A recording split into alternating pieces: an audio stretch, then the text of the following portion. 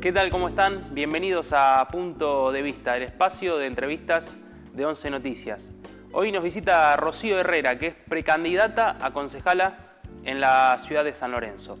Rocío, ¿cómo estás? Gracias por venir. Hola Nicolás, ¿cómo van? Bueno, Rocío, creo que hablábamos recién, sos al menos como cabeza de lista, la precandidata a concejal de San Lorenzo más joven, ¿verdad? Sí, tengo 27 años y dentro de todas las listas, dentro de las cabezas, soy la más joven. Y dentro del espacio de Juntos Avancemos, la única mujer que encabeza. Bien. Sos licenciada en Ciencia Política. Sí. No te voy a preguntar por qué estás involucrada en esto, digamos, pero sí, ¿por qué decidiste ahora ser candidata o precandidata?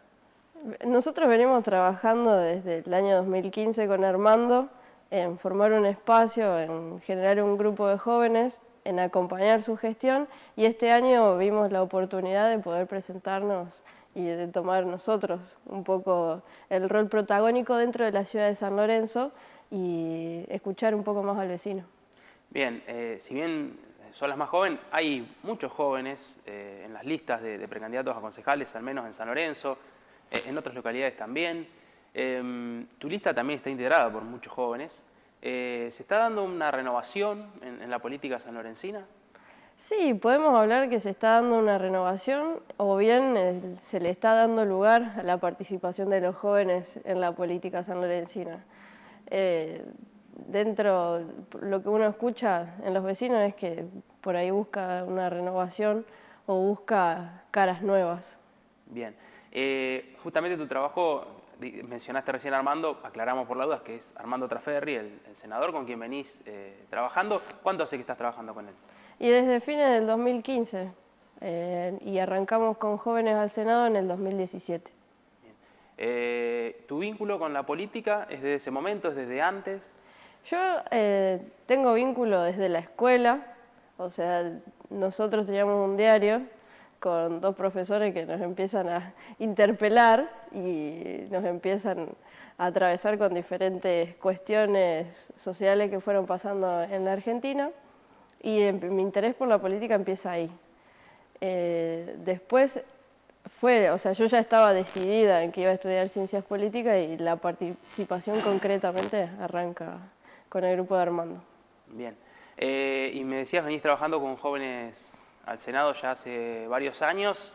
¿Ahí está un poco el fuerte, tu trabajo con los jóvenes? Sí, principalmente, o sea, ese es el programa que engloba a gran parte del grupo, o sea, que los atraviesa a todos. ¿Por qué? Porque hay chicos que estudian Derecho y se ven interesados más en la parte de la política y de la aplicación de las normas, y hay otros chicos que son ex participantes de Jóvenes al Senado en el grupo. Y nos vemos interpelados porque es una manera de escuchar y de darle participación y de acercar la política a las escuelas y a los jóvenes, cuestión que se estuvo tratando de separar un poco o de alejar. Pasamos un proceso de despolitización muy grande, donde la palabra política era una mala palabra. Entonces nosotros acercamos este programa como parte de una idea democratizadora, porque todos esos chicos que están en las escuelas pueden ser nuestros próximos dirigentes. Bien. Y justo estaba leyendo hace un ratito porque se confirmó finalmente, ya se sabía prácticamente, pero que en estas PASO, el domingo 16 de julio, van a poder votar finalmente los jóvenes de 16 y 17 años.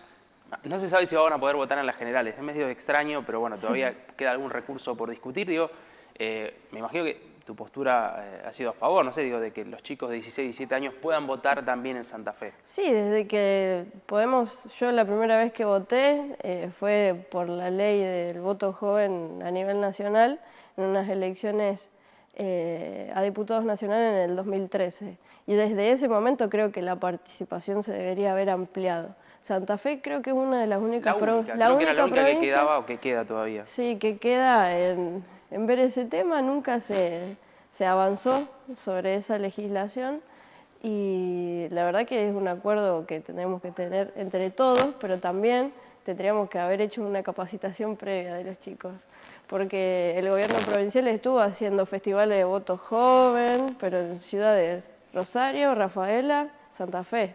Y nos encontramos con muchos chicos de las escuelas secundarias que no quieren ir a votar porque no saben cómo. Claro, además, aclaramos, es un voto que no es obligatorio para los jóvenes de 16 y 17 años. ¿Pensás que se van a volcar igual a las urnas? Aparte, llega muy sobre la fecha casi la confirmación también.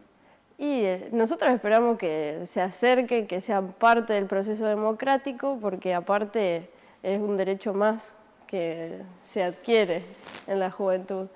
El tema es cómo incentivamos a los chicos de acá el domingo para que no tengan miedo a equivocarse, porque si partimos de la base que es un sistema diferente al que se conoce a nivel nacional.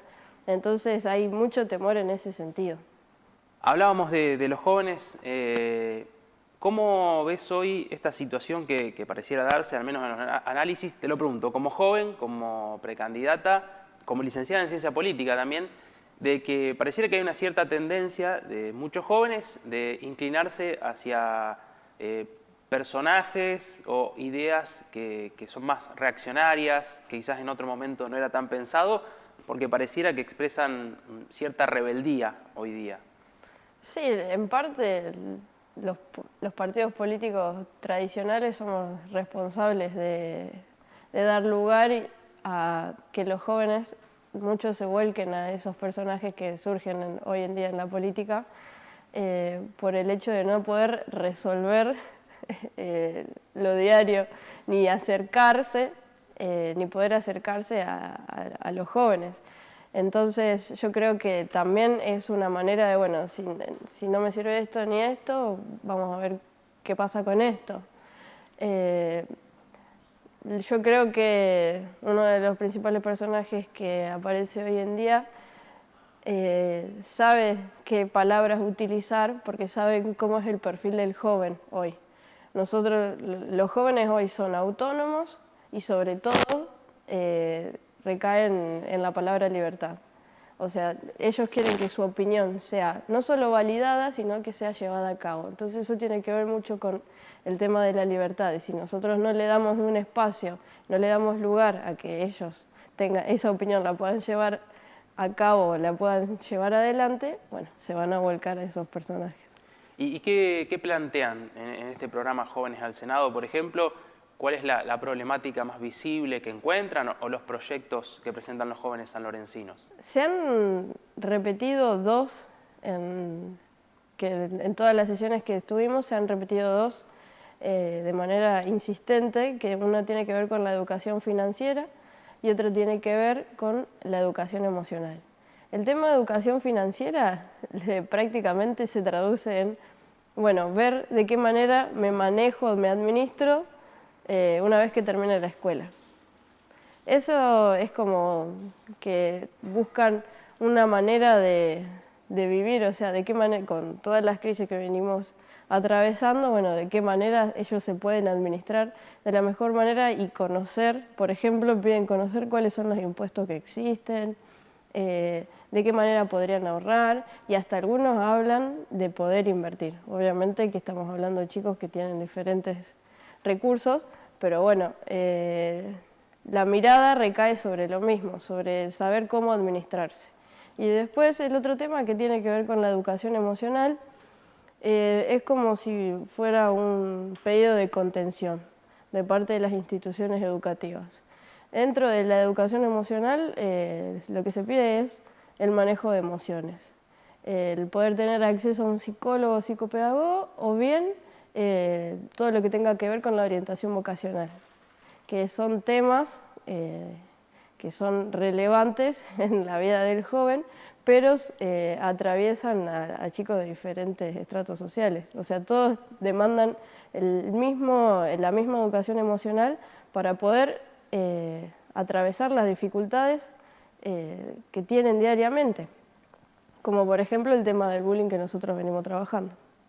Después de la pandemia, ¿sentís o perciben ustedes que se agudizó un poco este pedido de los jóvenes de esta contención? Sí, yo creo que es un efecto post-pandemia, porque muchos de los chicos que hoy lo solicitan pasaron más de la mitad de la secundaria haciendo clases virtuales y aparte nos han contado, o sea, hay una demanda en la salud mental, nos han contado que muchos hay ataques de ansiedad o ataques de pánico, que eso lo puede diferenciar bien un psicólogo, que se dan en las clases.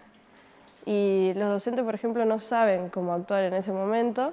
Entonces, todo puede ser efecto de la pospandemia, del hecho de pasar de una computadora a sociabilizar otra vez, a encontrarse con un montón de gente otra vez y, bueno, puede ser un efecto de eso. ¿Y las escuelas tienen los recursos como para dar esta contención a los jóvenes? ¿Qué es lo que ven que están faltando?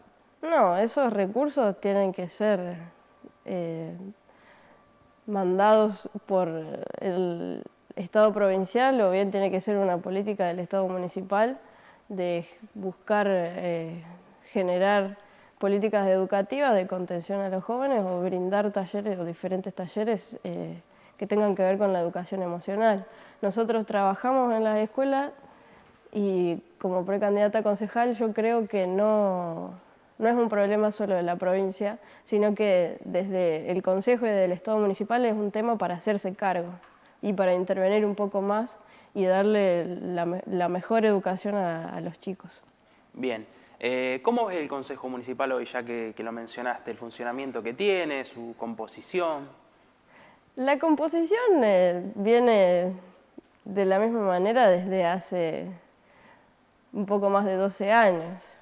El oficialismo con mayoría, el intendente hace 16 años que está y hace 12, 14 que tiene mayoría en el consejo. Entonces viene funcionando como si fuera un apego del Estado municipal.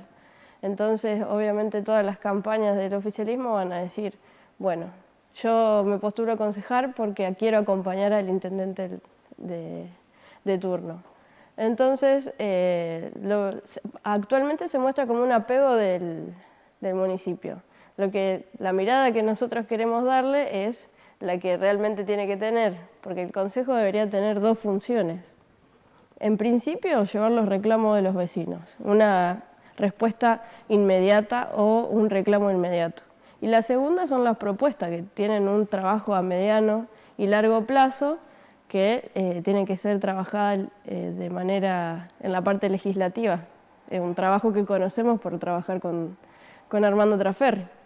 Bien, sos precandidata dentro del Frente Juntos Avancemos, la lista Unidad Ciudadana. Tenés una competencia interna, competís contra un actual concejal, Martín Cerdera, también contra Mariano Rodríguez. ¿Cómo está la relación dentro de ese frente, dentro de que es el justicialismo en definitiva, con este nombre electoral? ¿Cómo está esa relación? ¿Cómo se avisora el trabajo después de las PASO?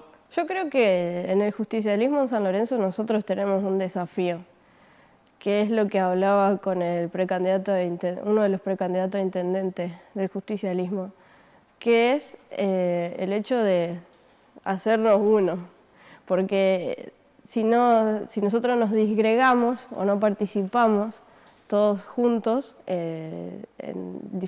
más allá de los diferentes espacios, porque sabemos que dentro de los partidos políticos hay diferentes líneas, pero si en San Lorenzo no tratamos de juntarnos y trabajar todos para un mismo lado, sería un poco más difícil que nos disgreguen después al momento de las elecciones generales y que el oficialismo meta 3 y el justicialismo 1. Entonces yo lo veo como un desafío. Para mí el justicialismo tiene un desafío y yo creo que lo vamos a poder concretar porque creo que en esta elección el espacio va a tener una buena cantidad de votos. Bien, la idea sería 2 y 2 entonces, no 3 y 1. Sí, la idea sería 2 y 2. Ahí está, bien.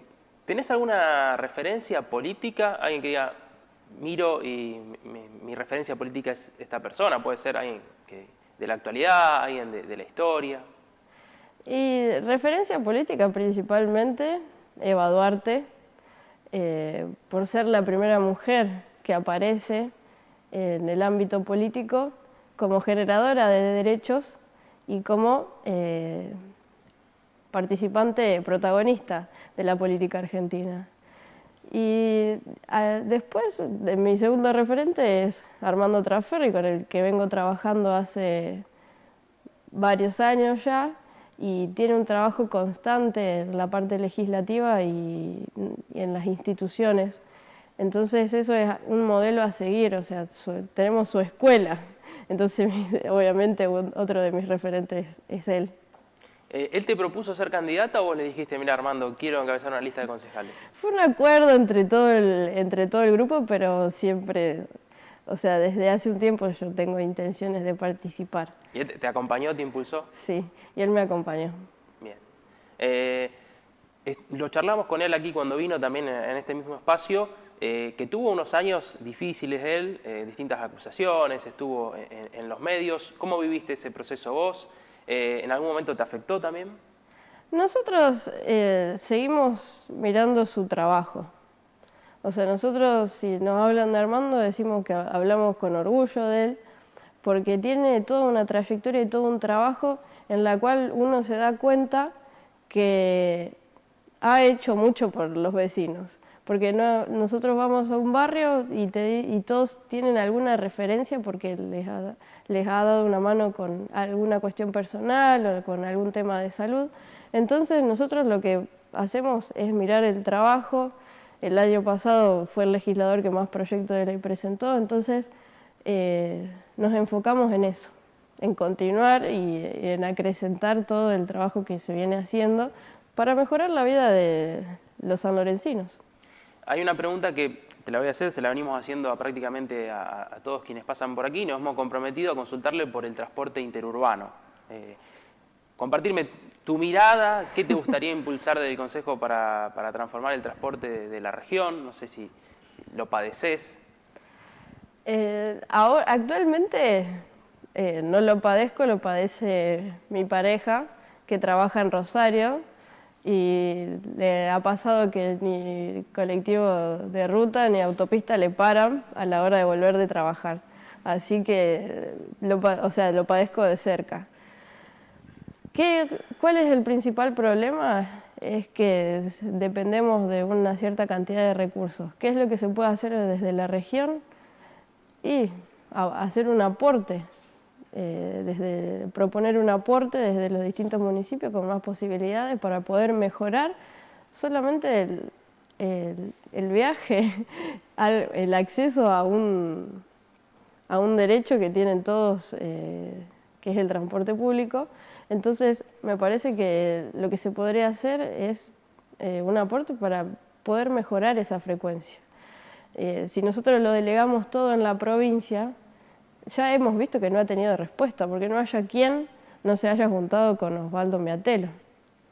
Secretario de Transporte. El secretario de Transporte. No ha cambiado nada por acá, reuniones, pedido de informes, proyectos en legislatura. No ha cambiado nada, entonces también es hacernos un poquito cargo de los temas. Y en ese hacerse cargo, ¿podría, por ejemplo, San Lorenzo tener un transporte local? Digo, también pensando conectar distintos barrios. Sí, el San Lorenzo podría tener, y es más, en Barrio Las Quintas, por ejemplo, es una demanda desde siempre, desde hace muchos años. Barrio Buchar, que ahora aparentemente el Tata retornó a... Sí, retornó, pero hay vecinos que dicen, porque llega hasta una parte de Barrio Buchar y vecinos que viven a 4 cuadras de esa parada dicen que no les resuelve demasiado. Vecinos de Barrio El Pino, que están cerca de la ruta, pero de noche sufren el tema de la inseguridad, el tema de la frecuencia. Así que sí, San Lorenzo necesita. ¿Por qué? Porque cada vez crece más también. Y si cada vez crece más, bueno, necesitamos tener el perfil de una ciudad que va creciendo y que es grande. Mencionaste recién el tema de la inseguridad. ¿Es la principal problemática hoy de los vecinos en San Lorenzo? Y no sé si la principal problemática, pero es una de las problemáticas que más nos atraviesa, porque si vos mirás Instagram, por ejemplo, ves que a un amigo le robaron la bici, o que le robaron el auto, o que O sea, ese tema está vigente desde hace un montón de tiempo. Desde siempre va a salir primero en las encuestas porque el tema de la inseguridad se padece todos los días. Bien, ¿algo que quieras abordar del Consejo respecto a eso, digamos? ¿Crees que se puede hacer un aporte también, digo, desde lo local a mejorar la seguridad? Nosotros tenemos dos referencias para hablar del tema de la seguridad, uno es una localidad de nuestro departamento que es Carcarañá, que tiene un centro de monitoreo, que es municipal, y Funes, donde el intendente abrió 3 centros de monitoreos, o estaba por abrir el tercero, y lo trabaja desde la municipalidad. Y es un aporte más que uno hace a la seguridad. Con eso no quiere decir que nosotros vayamos a resolver el problema. Pero es un aporte más que se hace haciéndose cargo de los problemas que tienen los vecinos. En la Agenda 2030 de la Organización de las Naciones Unidas dicen que los gobiernos locales son los primeros que tienen que actuar ante las problemáticas de los vecinos. ¿Por qué? Por la cercanía. Si nosotros que estamos cerca no le damos una respuesta al vecino, ¿quién se la va a dar? ¿Qué esperamos? ¿Que la provincia actúe? Contame un poco de vos, digo, ¿hay algo más allá de la política? Porque si no, licenciada en Ciencia Política, candidata a concejal. Mencionaste recién a tu pareja, estás casada, ¿verdad? Sí, estoy casada con Alexis, nos casamos el 15 de abril y felices. Felices. Me gusta jugar al hockey, siempre jugar al hockey, otra deuda pendiente en la ciudad de San Lorenzo. ¿Por qué? Porque nunca se encontró un espacio donde el deporte pueda crecer. Actualmente creo que se practica en un solo club de la ciudad, pero no da abasto. O sea, no da abasto el espacio ni por la cantidad de gente que tiene. Entonces, es un tema que yo, la que tuve de profesora, Romina Deck, lo viene peleando desde hace más de...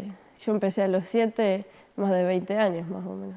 Así que es una deuda pendiente que sí que tiene San Lorenzo. Darle un desarrollo quizás al hockey más social también, digamos. Sí, darle un espacio donde poder hacerlo al deporte. Porque como ciudad grande vamos teniendo un perfil de ciudad grande y toda la mayoría de las personas que han tenido un poco de potencial en ese deporte se han tenido que ir a Rosario. Que es una referencia. Nosotros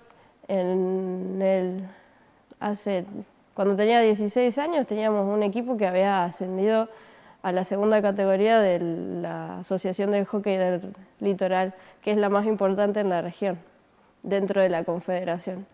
Y nos tuvimos que ir a un club de Ibarlucea. O sea, nos absorbió un club de Ibarlucea, porque en ese nivel, al no tener espacio físico, ni institución que vos puedas representar, nos absorbió otro club.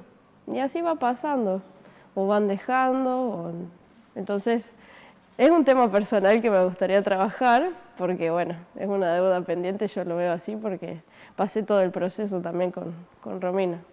Bien, ¿por qué la gente el próximo domingo tiene que elegir a Rocío Herrera como precandidata a concejal? Porque tenemos que darle nuevas caras. Me parece que nuestro espacio merece una oportunidad por lo que venimos trabajando. Tenemos como objetivo principalmente generar espacios donde se hablen de los diferentes temas y donde se traten, y principalmente trabajar en temas de deporte y educación y dejar de mirar por el otro lado y dejar de echarle la culpa a la provincia o a la nación de los problemas que tenemos hoy y hacernos cargo de eso. Gracias por la visita, Rocío. Muchas gracias a ustedes. Rocío Herrera, precandidata a concejal en la ciudad de San Lorenzo, pasó por Punto de Vista, el espacio de entrevistas de 11 Noticias.